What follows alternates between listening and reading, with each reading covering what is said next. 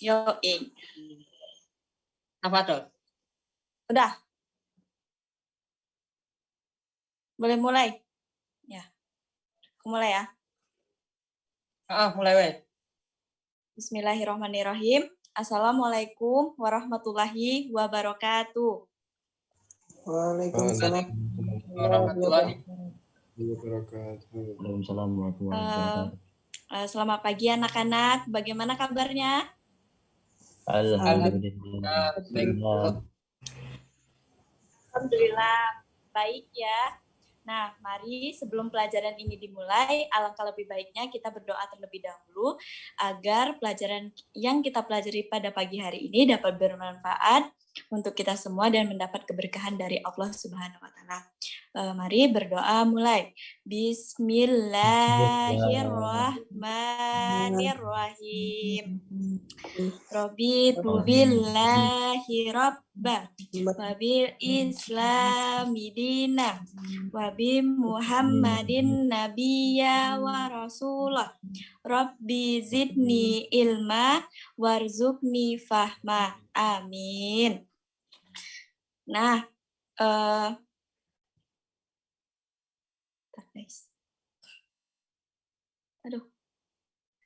selanjutnya Ibu akan mengabsen kalian terlebih dahulu. Nanti yang namanya dipanggil silakan untuk on kamera ya. Langsung saja Ibu panggil Kafid Satria. Kafid. Hadir Bu, maaf. Baru mati lampu Bu. Ya, nggak apa-apa ya. Selanjutnya Taufikur Rahman. Hadir Bu. Maaf mati lampu juga. Ya, nggak apa-apa. Kemudian Muhammad Rizky. Hadir Bu. Sebenarnya minta maaf ini baru off cam dulu soalnya di sini hujan. Oke, hujan ya di daerah Jawa Tengah. Kemudian Habib Wahyu. Hadir Bu. Ya, hadir semua ya. Nah, sebelum masuk ke materi inti, Ibu akan menyampaikan tujuan pembelajaran terlebih dahulu. Silakan disimak apa saja tujuan pembelajaran yang kita tempuh untuk materi ini ya. Nah, adapun metode yang Ibu gunakan di sini adalah metode ceramah. Diharapkan siswa dapat menyebutkan pengertian sholat berjamaah dengan tepat ya, dapat mengetahui kriteria menjadi seorang imam dan makmum. Kemudian diharapkan siswa atau peserta didik mampu melakukan sholat berjamaah di dalam kehidupan bermasyarakat dengan baik, dengan rutin. Nah, itulah tujuan pembelajaran kita di materi ini. Langsung, sebelum masuk ke materi inti, Ibu mau tanya dulu nih ke kalian. Tadi sebelum pelajaran dimulai, kalian sudah melakukan sholat subuh belum? Belum Bu. Sudah Bu. Sudah ya. Ya, nah ini tadi sholatnya berjamaah di masjid atau di rumah nih? Sama di masjid. Ya, bagus ya, karena memang laki-laki itu wajib untuk melakukan sholat berjamaah di masjid ya. Kemudian langsung Ibu akan menjelaskan pengertian dari sholat berjamaah.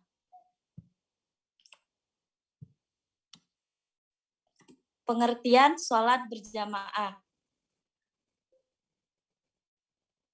PPT-nya Pik, tolong.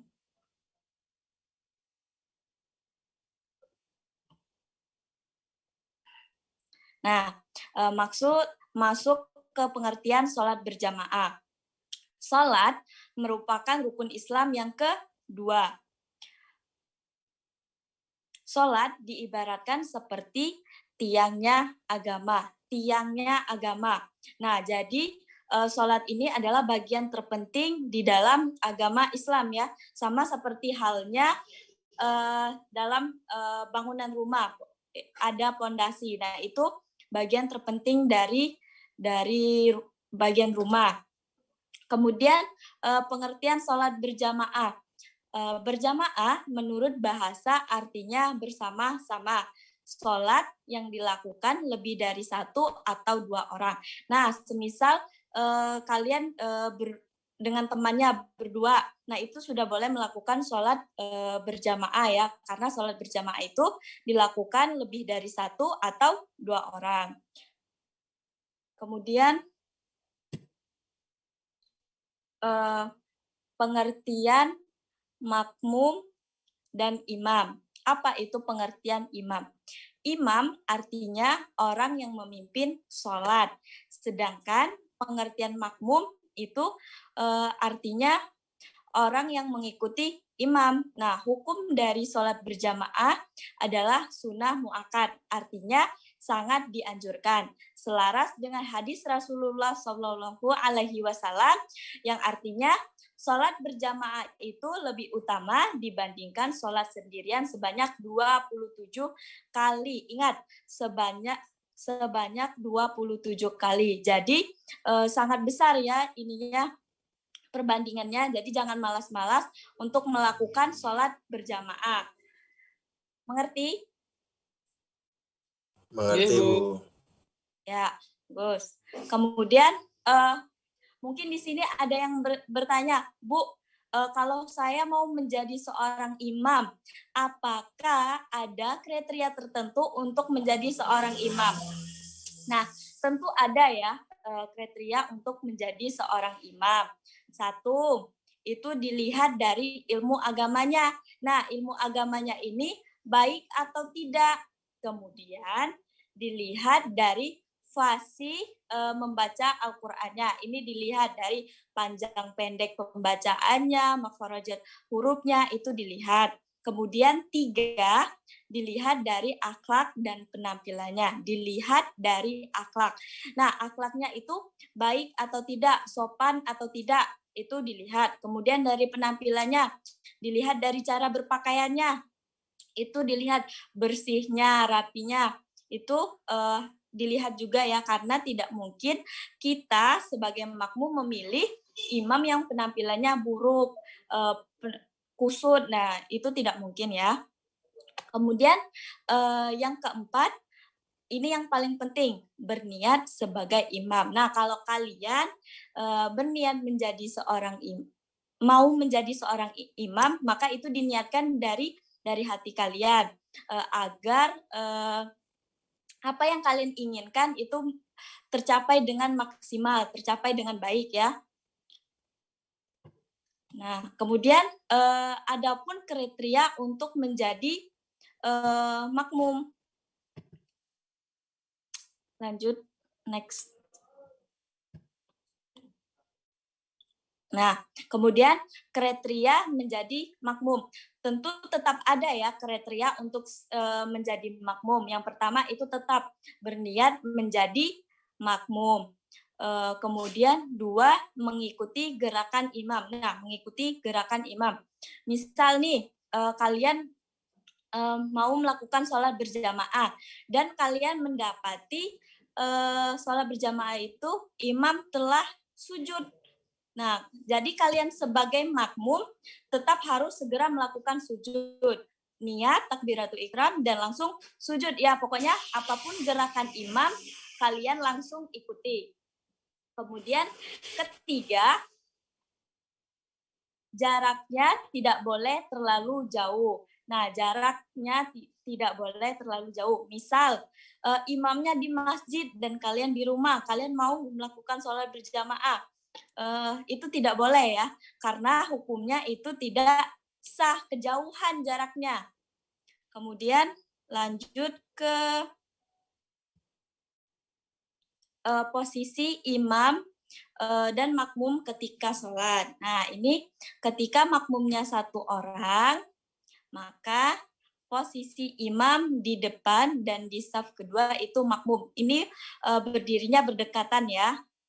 Kemudian apabila makmum 2 orang, maka posisi imam di depan dan posisi makmum di belakang di bagian kiri.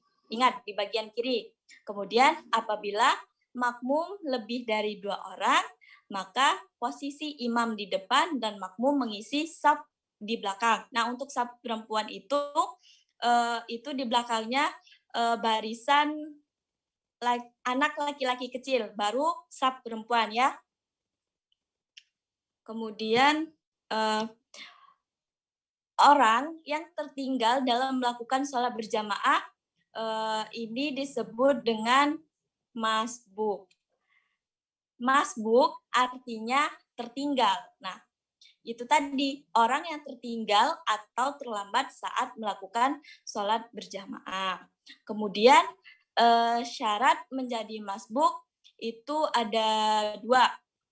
1, apapun gerakan imam harus diikuti. Nah, misal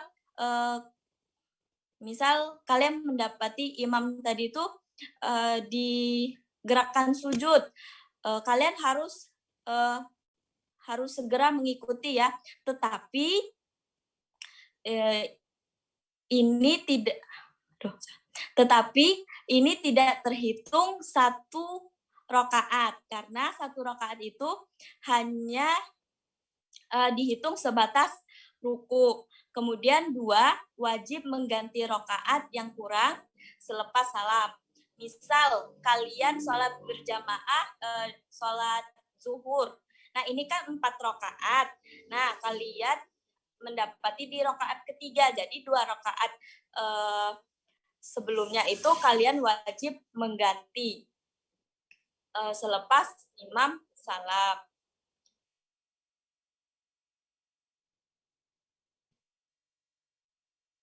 Nah, terkait dengan materi ini, ada yang mau ditanyakan tidak? Saya Bu Muhammad Rizky mau bertanya. Ya, silakan Rizky. Jadi gini Bu, dalam sholat itu kan kita harusnya itu merapatkan shaf. Nah, pertanyaan saya, ketika ada orang yang melalaikan pentingnya merapatkan shaf, itu hukumnya bagaimana Bu? Makasih. Ya, bagus ya pertanyaannya. Nah, jadi meluruskan dan merapatkan shaf sholat merupakan ajaran Nabi Muhammad SAW untuk menyempurnakan sholat. Sholat berjamaah tetap sah, tapi itu tadi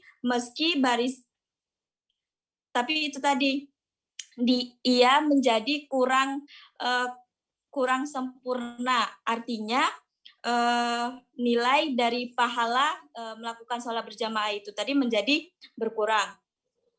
Paham, Rizky? Paham, Bu. Paham. Ya. Terima kasih. Selanjutnya ada lagi yang mau ditanyakan? Tidak? Tidak ada, Bu. Tidak ada. Ya. Jadi masuk ke kesimpulan ya. Jadi kesimpulan dari materi ini adalah sholat berjamaah adalah sholat yang dilakukan secara bersama-sama, baik 2 orang atau lebih. Nah, dan memilih seorang imam untuk menjadi pemimpin. Kemudian banyak sekali hikmah dan manfaat dari sholat berjamaah. Di antaranya adalah 1, setan menjauh darinya dikarenakan mendengar suara azan. Yang kedua,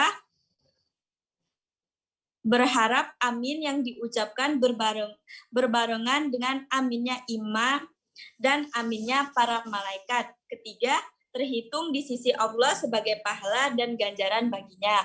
Nah, itulah tadi kesimpulan terkait dengan materi sholat berjamaah pada pagi hari ini. Ibu rasa sekian untuk pertemuan minggu ini. Nah, untuk pekerjaan rumah, kalian silahkan kerjakan soal evaluasi yang ada di PPT. Ini soalnya ya.